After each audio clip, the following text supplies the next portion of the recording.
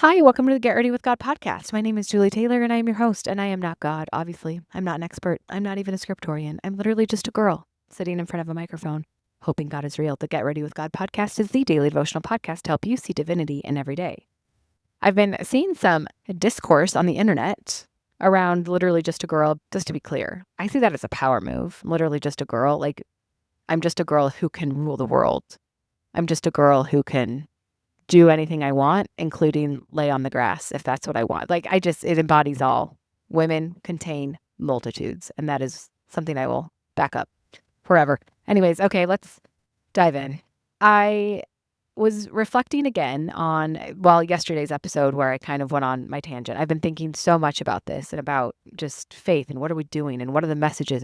And I have gone back to my last job was at a faith-based company, and I was brought in to kind of create a brand for women, a faith-based brand for women.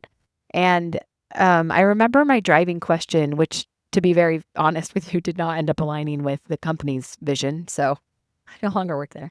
But my vision, my personal vision that I wanted to infuse into that brand, because it's what I feel like people need, is to answer the question, what does it look like to be a disciple of Christ in modern life on a Tuesday in 2026? Because we look to ancient texts, and a lot of religious teachings are through the frame of ancient teachings. And then sometimes we hear modern day stories of miracles and all these things. But I am more interested in, okay, I'm waking up today. I'm me. I live in this world and I live in the world and I'm just normal and I want to be a follower of Christ. So what do I do today? And there's not a lot of examples of this. There's really performative examples of this. People on stages telling stories of miracles. There's ancient stories of this that don't directly translate into our modern life, everyday life. There's really extreme examples of this, of people who have given their whole life to Christ or religion, and that's their profession and their focus and their whole life mission. In my church, there's missionaries who, it's their full-time effort to go out and be disciples of Christ. But respectfully, I don't know what to do. What does it look like? What does it actually look like? And does it look like worshiping day in and day out? And does it look like dedicating your whole life to it? And does it have to look like that? And does it look like bearing testimony publicly? What does it look like? I don't have the answer. I've been thinking about this question for years. I don't think it's just one thing. I think the answer is different for everyone. So I want you to ask the question. I want you to answer the question. What does it look like to follow Christ? And I think rather than having some specific canned elevator pitch answer for you right now, what I have learned is that I just think that it is a million tiny choices every single day, a million tiny decisions, coupled in with some big overarching ones of, trying to live my life with values of service and sacrifice and connecting with divinity and trying to be guided by that to know what to do. But a few years ago, I had a time in my life where I had some free time. And I remember really thinking, because I'm insufferable, just kind of modern technology has given us a lot more time. And what have we done with it? Again, we look to these ancient examples of discipleship or service or worship or faith. And these people were doing it while they also were killing their own food and scrubbing their clothes in rivers and doing all of this stuff that in my life right now, that is not what I do. I have a washing machine, a dryer, a dishwasher. And I just thought, as technology advances, what are we doing with our extra resources? Because if we have automations and things doing things for us, like a washing machine, doing laundry no longer takes hours of folding it. Oh my gosh, don't even bring up laundry to me. There's nothing I hate more than laundry. There is not a chore I hate more than laundry. Anyways, but what are we going to do with this extra time? And I remember just kind of feeling like I wanted to be really intentional with what I was doing with my time that these modern advancements had given me. So I just tried this experiment where I was I have these 2 free hours a day. And for the first time in my life, I hadn't had free time in a very long time. So for the first week, I would just treat myself. I would do whatever I wanted. I would lay on the ground and stare at the ceiling for 2 hours because I just hadn't ever been alone and had free time for a very long time in my life. So I leaned in and I indulged. But then after 2 weeks of that, I was kind of okay, I want to be productive. I want to do something. I want to be creative. I want to be resourceful with this extra time. What can I do with it? So I just set a thing. I mean, this is not groundbreaking. It's not rocket science, as they say.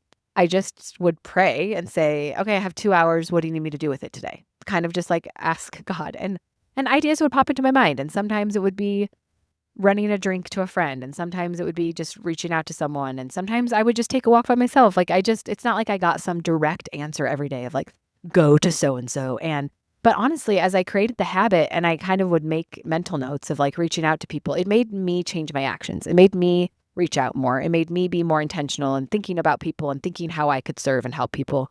And every day I would just kind of like do whatever needed to be done that day. And I just left this pocket of time open to serve who needed to be served. And sometimes I felt very strongly about something. And sometimes I would just kind of like make stuff up because who doesn't want Trader Joe's flowers dropped at their door? So that was kind of like a no-brainer I could do all the time. Anyways, using that time that way, I felt like was kind of like answering that question a little bit for me. And this was before I even realized I had the question. But when I think about it, I think, okay, well, that's an answer to that question of like waking up every day and asking, who do you need me to serve? What do you need me to do? But in my life right now, I don't feel like I have quite as much flexibility or capacity or resources to do that. But I think that is one answer that has come to me of like when I can, and even so, even now I don't have maybe time to go spend 2 hours showing up for someone, but I can say, who can I text today? Or, just like that question, who can I serve today? I think that is a good guiding question when we're trying to say, what does discipleship in modern day life look like? I think it can be as simple as driving carpool, helping a friend, saying something nice to someone, sending a nice text. It is so easy to be a cheerleader of other people. It is so easy to support other people. It is so easy to be happy for people. Just taking the time to quickly send a text and to say like, hey, I see that you got this win. I see what you're doing out here and I am just so happy for you. Or I don't know. I want you to fill in the blank.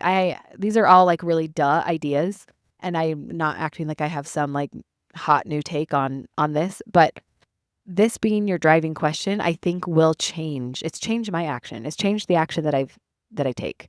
And I think it's a good driving question to live with and to ponder and to think on and to grow on and expound on and to learn more and more answers, stack up more answers too of what does it look like to be a disciple of Christ today in modern day life?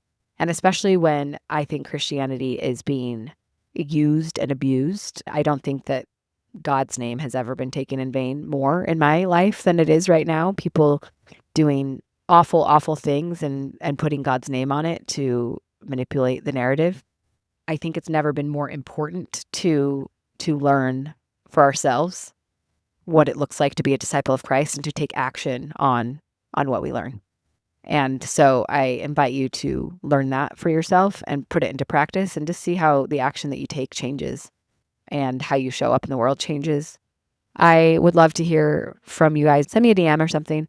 But I do think that in the state of our world right now, this is a very important question to be asking and a very important answer to be taking action on. So what does it look like actually in real life, in really, really normal, everyday, real life terms to be a disciple of Christ today in 2026? What does that look like?